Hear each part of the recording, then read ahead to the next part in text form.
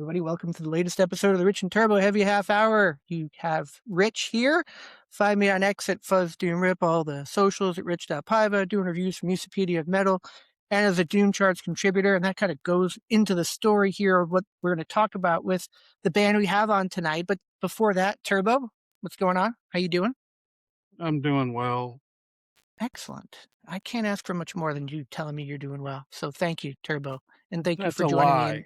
But I know. I appreciate you faking it for us here.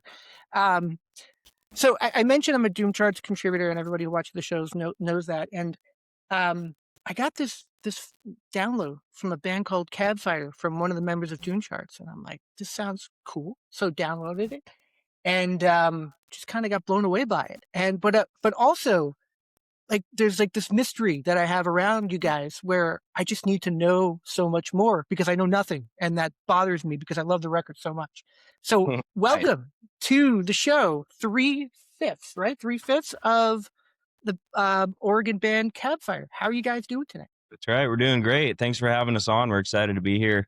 Yeah, Excellent. 3/5 of the band right here. So we're an open book. Anything you want to ask, we're ready. Excellent. So if you guys don't mind, tell us what you each do in the band, and then we'll hop into some of the questions we have about the record. Yeah. My name is Logan. I am one of the two guitarists in the band. And vocalist. Vocalist too. Barry, also guitar. All right, and I'm Shasta. I play bass and I also sing. Excellent. Thank you guys for being here. First off, like, to let everybody know, on Bandcamp right now is Cabfighter's full-length record that came out January 1st called The Sea Between Stars. And I think one of the things that intrigues me so much about this record is that I don't have a real good way of explaining or describing what it sounds like other than that it's awesome. I feel like you guys have like a 90s thing happening, like some 90s vibes happening. I feel like you have a bunch of other things going on. Like, I hear bands that you're going to be like, you're crazy. There's a band that I love from the 90s called The God Machine that I hear in some of your stuff. And I'm like, I don't know how to explain this. So I'm going to ask you guys, for people who might not have heard the record before, heard Cabfighter before, how would you describe your sound?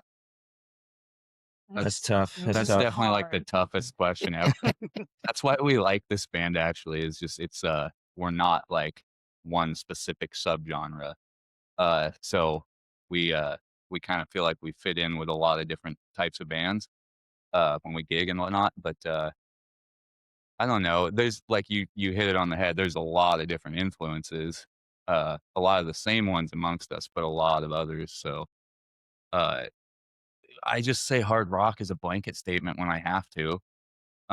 We get a lot of metal. We get called metal in various ways, and that works. There's a lot of metal elements, but I like melodic hard rock. That's kind of what I use. I mean, we don't like to keep ourselves in a box. I mean, we all have a wide range of influences, and we kind of just write the music how it goes, and we kind of let it go where it goes. We don't really put any restrictions on it. So whatever comes out just comes out. And yeah, I mean, there's a piano song, as you know. Yeah. TBD on whether we can get piano in any live form anytime soon. But yeah, we're just kind of open to trying just about anything. And we stick within that kind of hard rock blanket a lot, but with any influences welcome. It's funny because anytime anyone describes us, we get something different every single time. So we have kind of racked this list of like, oh, you're stoner rock, you're 80s rock, you're hypnotic acid, whatever that guy said. Yeah. But just it fits us. We don't care. And yeah, we fit all the boxes. Depends on the song. Yeah, it depends on the song. And that's where I think of some of the 90s kind of vibes I get from like those killer 90s records where you kind of don't always know where it's going in a good way. And you have like that piano song, and then you have the hard rock song, and there's a band you might be familiar with called Godzillionaire, who I feel Mark was from the band Paw from back in the 90s. And his new record, that record is similar in that he has like a song with some synths, and he's got some other things that just kind of, but it all works together. I wonder if the metal thing just comes from some of the bands that you play with and being in that scene. Like I think you guys played with these guys in More Mord Bear. yeah. You guys are dope. And some of the Portland bands like your Ravine and your Skulldozer. We talked to like 80% of the bands we seem to talk to recently have been from Portland or Canada. So There's a lot of bands here. it's amazing, the scene. But I feel like maybe you can play with a lot of those bands, but there's a lot of bands that are of that you guys are playing with. Maybe some of that happens.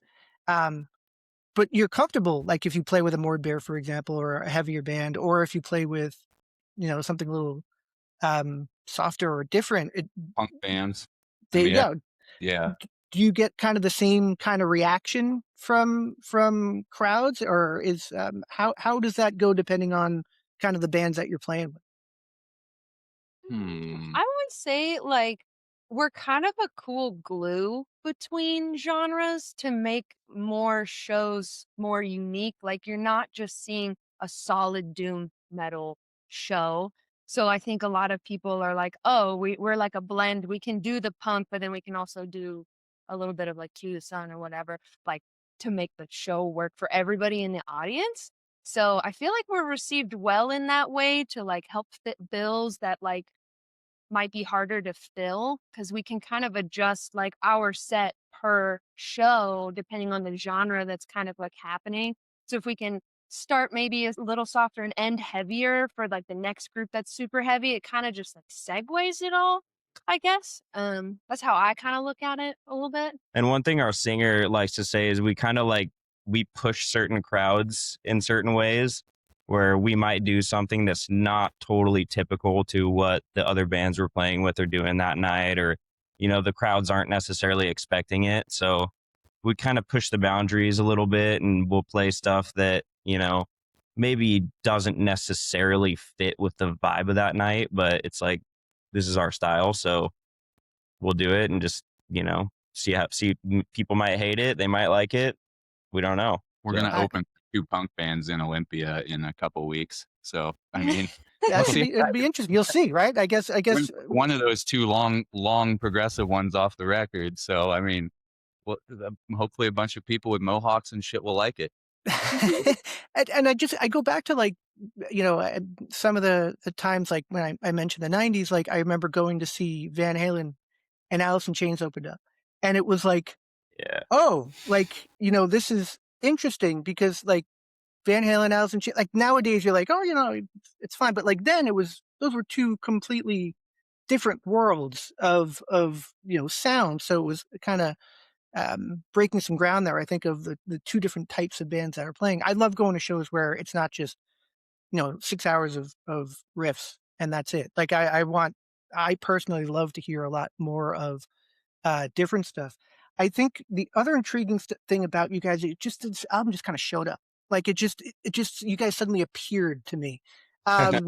If you guys don't mind, give us a little bit of history of the band and how you came to be. I know there was an EP prior to this too, if I'm not mistaken. Is that correct? Actress, yeah. So Barry and I are stepbrothers. Our drummer is his brother, so we kind of grew up together for the most part, and we kind of just started jamming together like 5+ years ago. 2022. Yeah, sometime in 2022. I guess it's not that long, but yeah, we just started jamming together, writing some stuff, and we got to the point where we were looking for other members and found Vin, our singer, and it just evolved from there. And we ended up finding Shasta not too long ago. We had a different bass player for our EP. His name was Troy. And we had written some music and we got ready to record that EP, but we were nothing at that point at all. And so that EP, I feel like kind of has flown under the radar a little bit. And now that we've moved on to this project and we're where we are now, that we're trying to push it out a little bit more. But yeah, I mean, we've been playing together for probably 5 years, I would say. Well, yeah, I mean, we started pretending we were going to start a band in like 2021. Yeah. Like that, but we were super lazy about it. Didn't take it seriously. We'd get together like once every month, and it was like cold in a barn, and it sucked, and whatever. It was just kind of like, and then pretty soon it was like, let's actually do this. And it just, but yeah, we messed around for like 3 years before we ever recorded or played a show.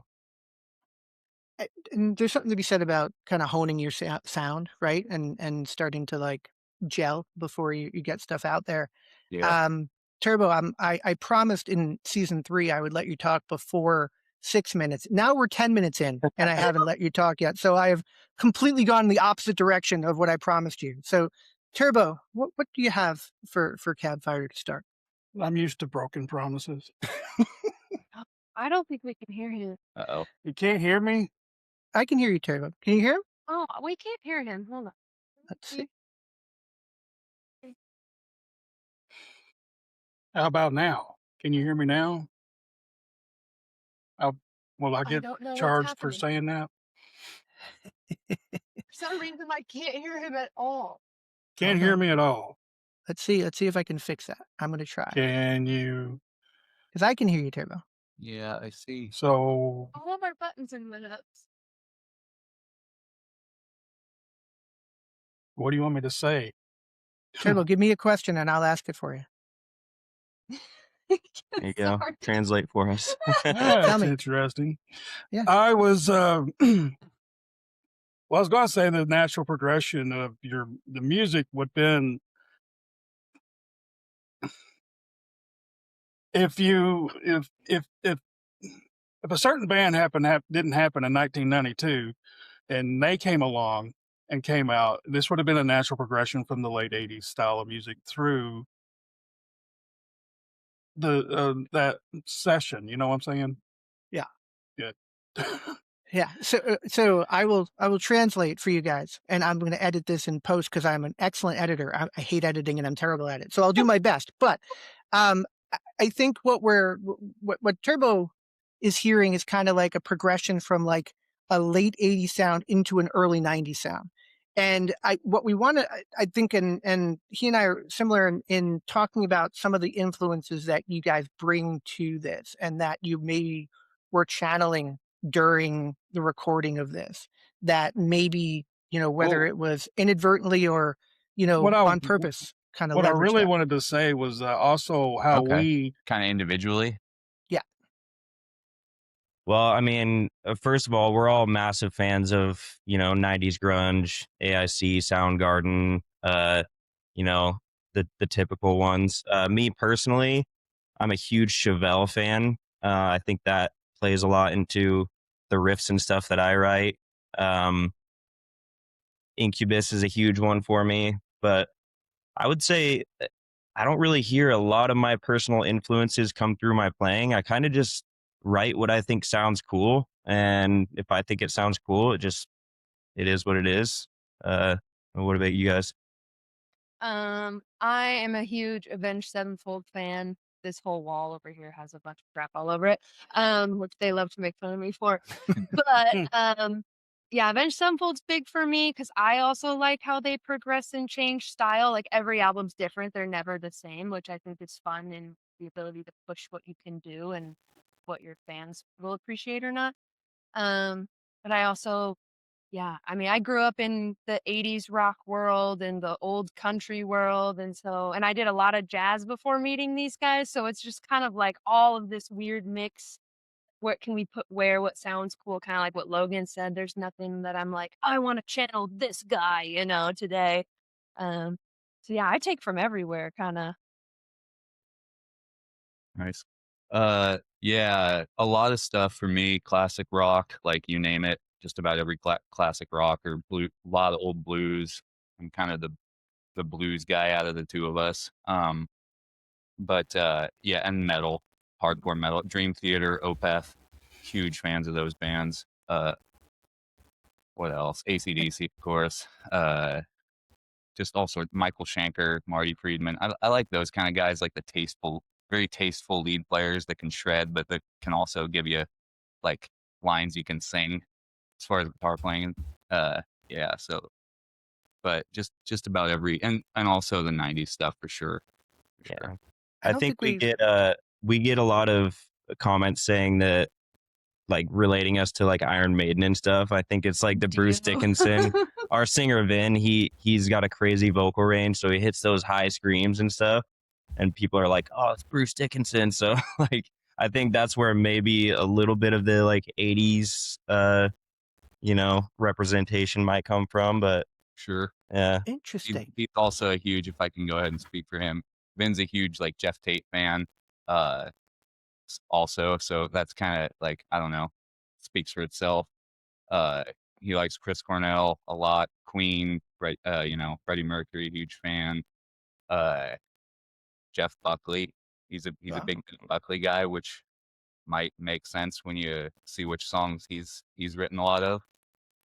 It's So when you mentioned Jeff Tate, I'm actually very excited I get to see Jeff Tate in a few weeks playing Mindcrime for the last time, I guess. So he says. He still sounds amazing. But like I'm starting to hear some of that. Like you mentioned Jeff Tate and Queensryche type things, and then you mentioned some of like the Dream Theater and Opeth, and I think I'm hearing some of your proggy side that you might bring to the table here, which is I think one of the cooler things about the record is that I hear something a little bit different every time. And I'm really good in interviews at picking out random bands that I love that you guys probably have no idea about and never listened to, but I for some reason hear it. And that's why like I've had this God Machine thing in my head. If you haven't heard God Machine, the first two God Machine records, they'll blow you away. But I think me and like 20 other people bought them when they came out in the early 90s. I know I've heard them like a while back. I know it's one of those obscure bands. But I've listened to a lot of that kind of weird obscure stuff. I don't necessarily have it sitting at my house, but I'll check them out again. Yeah, it'd be interesting to see what you guys think of that. I just have to ask because you said you're singer Vin and I follow him on Instagram, but that's definitely not his name on that we see on the website and on the Bandcamp and on his profile. And it's definitely something different than that. And you guys are laughing because I assume you find it just as amusing as we do. Or embarrassing, or both. I don't know. But what's up? What's up with Mr. Shivers? Where did that whole thing come from? Funny guy. I mean, yeah, it's his gimmick, man. His dick. One of us said in an unrelated way the phrase "dick shivers" for some reason. It had something to do with just dudes talking in a barn. And somehow that came out, and he thought it was over the top hilarious, which in the moment it was. But he was like, "That's my alias." We like to mess with aliases just for fun, and he like took that one seriously, and then he just ran with it. He takes it all the way. He'll introduce himself to people he talks as Dick Shivers. Yeah, it's glorious. And name is I think the funny part about it, or like, I don't know, I never used the term ironic correctly, but like his name is like a name that would be like a punk rock name or like a jokey kind of band name, but like that's not the vibe that you guys give off in your music either. So it's like this whole thing, which again, like adds to the mystery of what you guys, to me, are one of the kind of the cool things about you guys as a band. Wanted to ask, are you guys looking at doing anything from a physical media standpoint for this record, CD, vinyl, or have you thought about what that's going to be or anything around that? Definitely. We are hoping to have we should have a small order of, just kind of a test run for our album release show on the 24th of CDs. As you know, vinyl's kind of expensive, but we want it. So yeah, definitely. I mean, we just don't have the cash for it right at the moment, but we don't want to order 10. Spent it on recording. Yeah, we spent it all on recording and everything else, Airbnbs to go play in Seattle and Olympia, but yeah, absolutely. Hopefully, gigs and selling shirts and whatever can help us raise a little fundage for that. But we want to have both CDs and vinyl. But we're definitely going to hopefully, sell a few CDs and prove the concept and be able to print some more in a bigger number. And then, like I said, vinyl for sure. I think we need to get the name out more because I think a lot of people, you're flying a little bit under the radar, which is why I wanted to have you guys on the show, because I feel like people are going to really, really dig this record when they hear it. Ask if they them where have the not. name comes from, and if they want to fight the truck fighters. Yes. I was going to ask, and Turbo is also asking about the band name. I recently saw that, and Turbo just mentioned this too. I recently saw the band Truck Fighters. Is there some kind of potential, like steel cage match or something going on there, or what brought Cabfighter? Because I have an image in my mind of how this came to be. Normally, what I think is something completely not of how the band name came to be, but tell us about how that originated, if you don't mind. Well, I'll just start by saying we went through probably 6 months of constantly arguing over names and suggestions in the text thread back and forth until we finally settled on the name. But I think Barry was the one that was there with him when they kind of came up with the idea. So I'll let him explain that. Yeah, no association with truck fighters or inspiration or anything. They're dope. Our drummer Jerry likes them a lot. He's into all the stoner sludge, all that stuff, big time. But no, I always try and explain this without making Van Dick look like a dick. I don't know. He's from New York City. I had a feeling that this was a New York story. As a former New Yorker, I had a feeling. So I didn't want to interrupt you there, but please continue. Yeah. So yeah, he's from New York City, and as well, and he, occasionally when I always have to preface this, he's a really nice guy. Like he doesn't just go and get in fist fights or anything. Super nice guy. But back in the day when he was younger, there were a couple occasions when a cabbie he'd get into it with a cabbie. Let's just put it that way. I understand. You're from New York. I'm not. You probably understand more than I do, even I understand. But yeah, and so there was one story in particular that was hilarious to me, and he or one of the two of us, probably him, came up with it based on that story. And I was like, that sounds pretty cool. Like, that's weird. That's different. It's not a thing already. And then we sent it to these guys and they actually liked it right away, which was incredibly surprising because usually we'd get 3 yeses and yeah, that's pretty cool. And no way. When there's 5 of you, right? It's harder to come to consensus, I assume. Yeah. So everybody right away was like, yeah, that's cool. Yeah, I like that. And we kind of looked, I was like, damn, they already damn. 5 yeses. I guess that's it. So did we take a vote also? Yeah, we kind of whittled it down to like 5, and then we kind of voted on it. And that was the one that kind of was just unanimously not hated, and we all kind of liked it. We're like, you know what? This has been drawn out long enough. We like it. Let's go with it. So yeah, it's about fighting cabbies, basically. Love it. And it's a joke. I can't imagine. It's hard to find a band name that isn't not used by like 20 different bands or is like unique.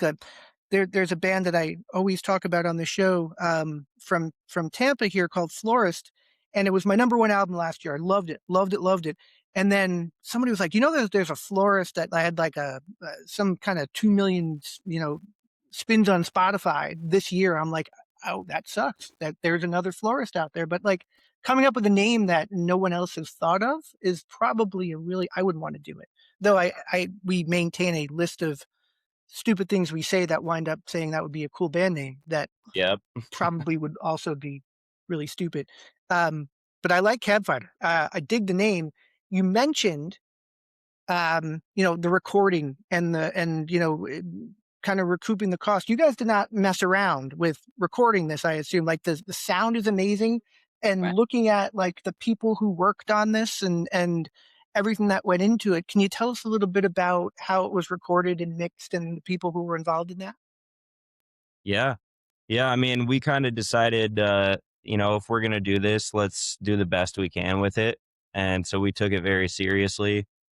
These guys did a lot more scouting than I did, but we ended up picking 2 different studios to kind of go with. We split it up a little bit. So we recorded all strings at a place in Portland called Helvete.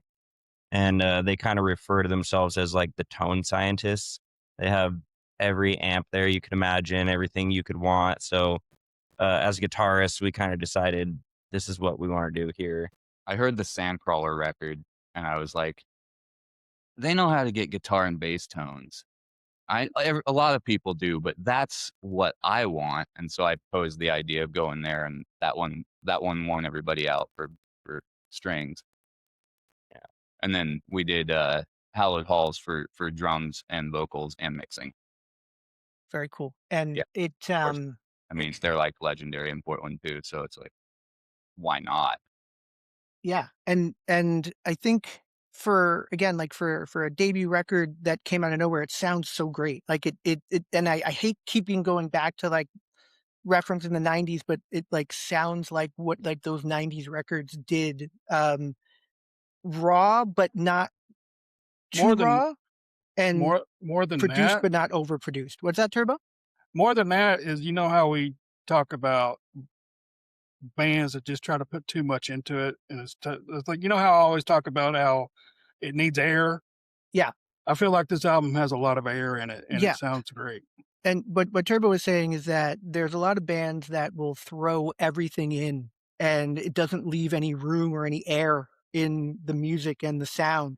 And you guys allowed the air to be in there too. It is kind of the best way that I can describe what Turbo is saying and how we feel about how the overall sound of the record is. Were you going for anything in particular? I know you mentioned tone and you wanted to kind of get that tone right, but was there anything else like atmospherically or kind of vision for what you wanted this record to sound like? Well, it's funny. Let me start real quick.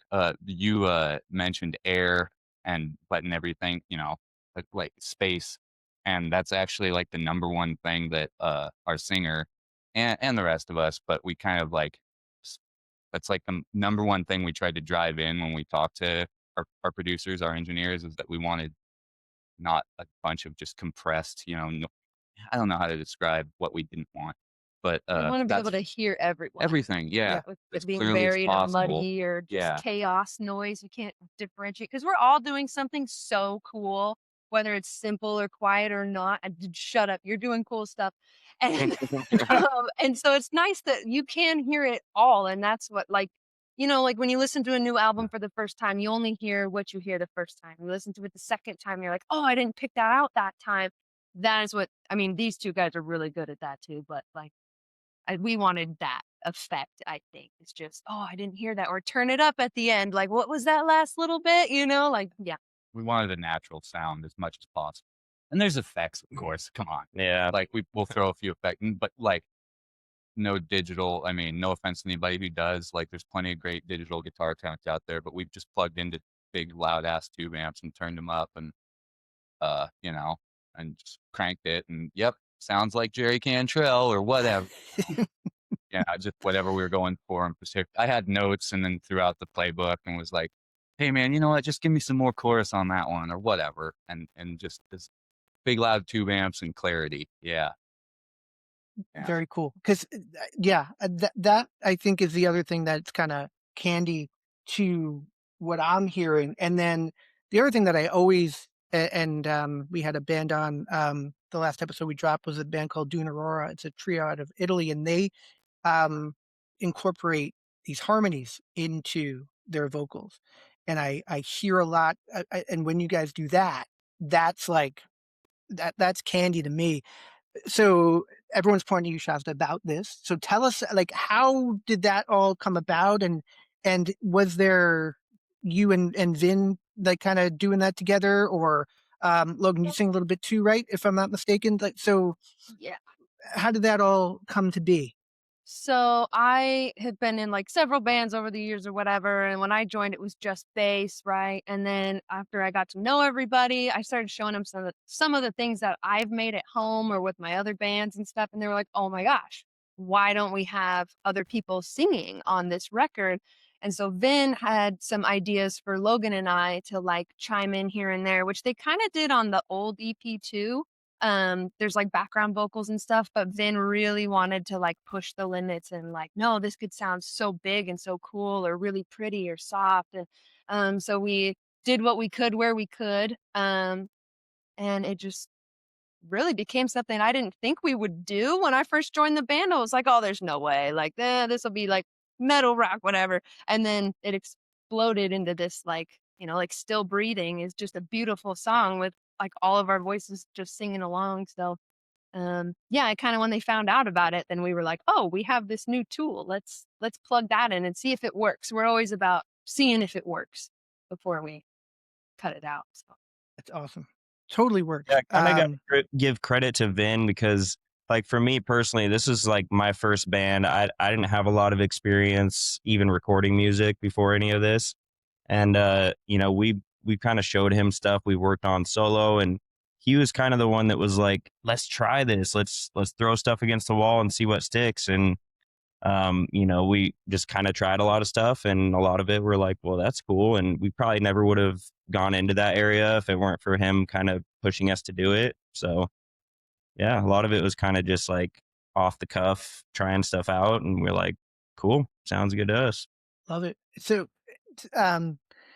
so you guys have played in other bands. Shasta, you mentioned you played in jazz bands. You guys are kind of jammed together. It sounds like Vin might have experience in other bands in his past life as well.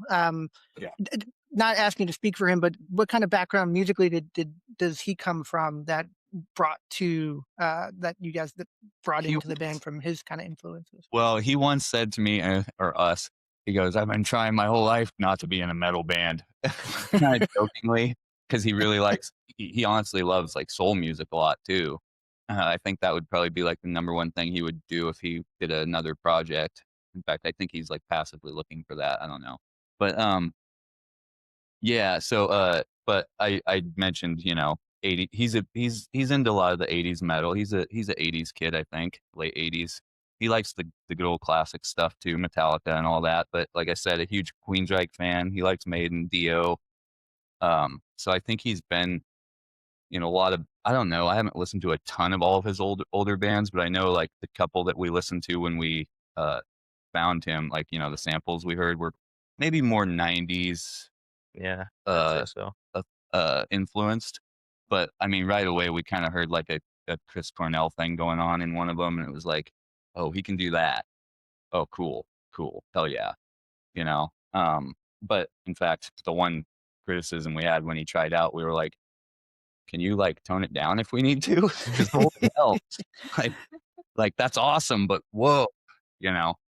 So I think a lot of just like hard rock 90s and 80s metal is what he's, if I had to guess, that's probably what he's been in a lot of as far as bands, actual bands. That seemed but to I'm shine not through on the positive. I wish he was bridge here to of correct me on that. he was in a band Irreconcilable called Quarter Sorrow and Horse, and I think you Still can find their Breathing. stuff on SoundCloud, I believe. It was pretty But yeah, I would say I would give it like a 90s sound.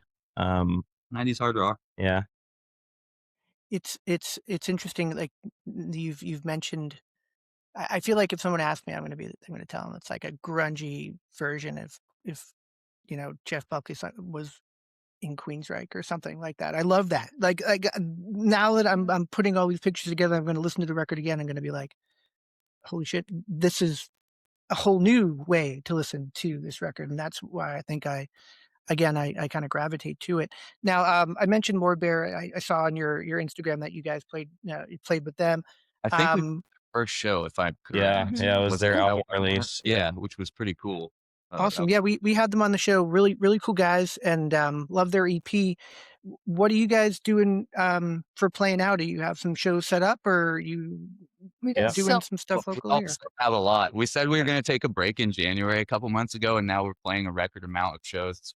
We've got Fonte's here in Portland Saturday with a handful of really awesome bands, and then thank you guys for that. And then we're going up to Olympia and Seattle, then Olympia the following Friday and Saturday. So that'll be our first out of state, overnight kind of thing.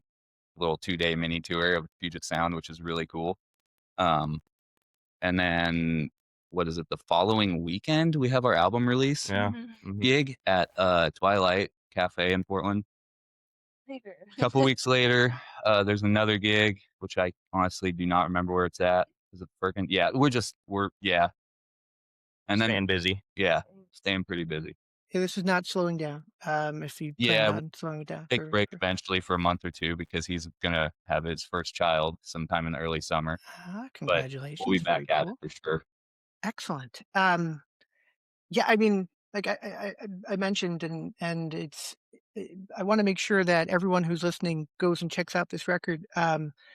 When it was shared, it was like, here are some download codes from a band from Portland called Cabfighter, and that was it. Like that was the entire description that I got, and I'm like, cool. And then I think I reached out on Instagram, and I was like, what's up? And thank you guys for coming on, but I want everybody to go and listen to this record because it's something, it's familiar, but also extremely different from the stuff that comes our way. And that's very, very cool and very exciting. So what would you want people to take away from just talking here about Cabfighter and what you guys, just a message for people who are going to check you guys out? I would just say, I feel like we're all in this for the passion. It started out as a passion project, and I never really expected it to get to even where we are right now. And we're having a blast, and we love playing and writing music. And yeah, I hope you guys like the album. We worked really hard on it, so it would mean a lot if you guys gave it a listen. And come check us out sometime if you're in Portland. Yeah, we're pretty cool too. We'll hang out with you. Yeah, I we mean, will. we'll keep you company. No, I'm just gonna say thanks to everybody in Portland who have been super welcoming to us as a band.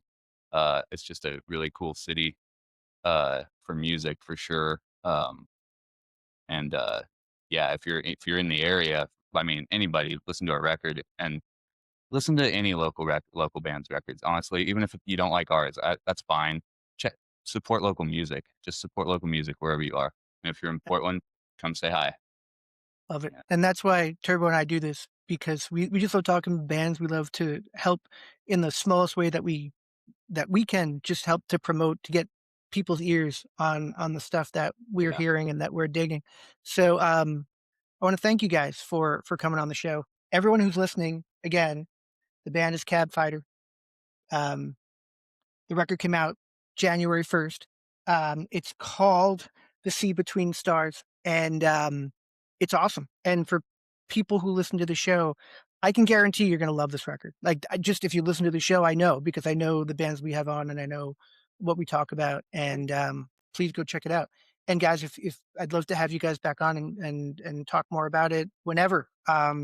Bring the rest of the guys in, and just would love to have you guys on again. And I appreciate you taking the time and talking to us. Yeah, thanks a lot, Rich. Thank you both. Thanks for having And us. we'll make sure we fix Turbo's microphone next time. Yeah, I don't know. We should have triple. I'm blaming myself for this. Who knows? Thank you guys. And have a great night. Very nice to meet you, all of you. You as well. Thank you. Thanks, sir. Thank you. Thanks, Turbo.